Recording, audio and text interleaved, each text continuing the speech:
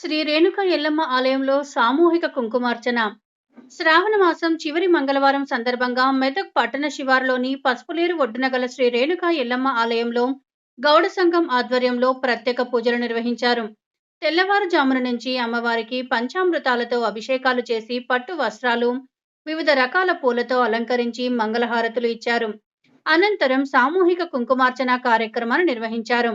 ఈ సందర్భంగా ఆలయ అర్చకులు మాట్లాడుతూ, శ్రావణ మాసం చివరి మంగళవారం నాడు గౌడ సంఘం ఆధ్వర్యంలో సామూహిక కుంకుమార్చన కార్యక్రమం నిర్వహించడం ఆనవాయితీగా వస్తోందన్నారు. గౌడ సంఘం బాధ్యులు, పట్టణానికి చెందిన మహిళలు, భక్తులు అధిక సంఖ్యలో ఈ కార్యక్రమంలో పాల్గొన్నారు. శ్రీమాత్రే నమః.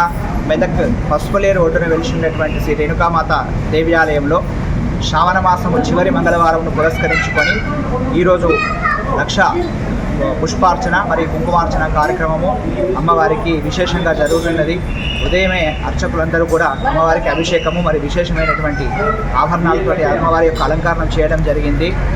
ఈ వర్షం ఉండడం వల్ల, వర్షం ఉండడం వల్ల ఈరోజు ఈ కార్యక్రమము ఈ మంటపము బదులు అన్నదానం షెడ్లో అక్కడే శుభ్రం చేసి అక్కడే కార్యక్రమము పెద్ద ఎత్తున సువాసులు పాల్గొంటున్నారు.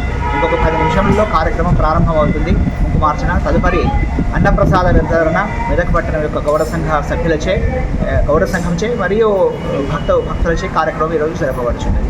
శ్రీమాత్రే.